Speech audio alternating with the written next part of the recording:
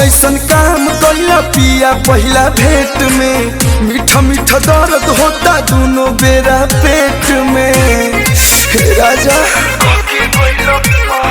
कहमनी ऐसन काम कइला पिया पहिला भेंट में। मीठा मीठा दर्द होता दोनों बेरा पेट में। हमारी मरद हम कैसे के डांटी कहके गइला प्यार किया 4 रोज चाहती राजा।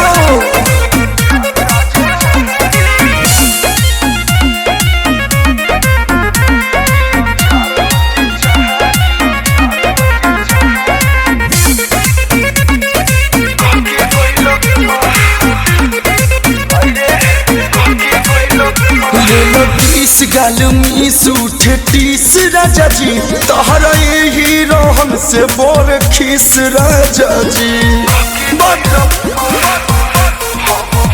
हम मुआनी राजा दर दिए से तनी तेल मलावाई दोनों नदिए से।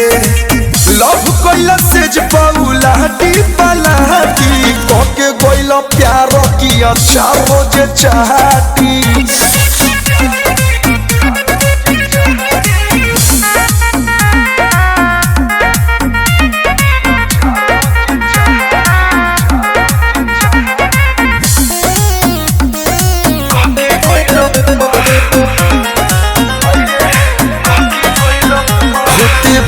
पोरे पोर कमजोर हो गई हमर नान्हे में देह लड़कोर हो गई।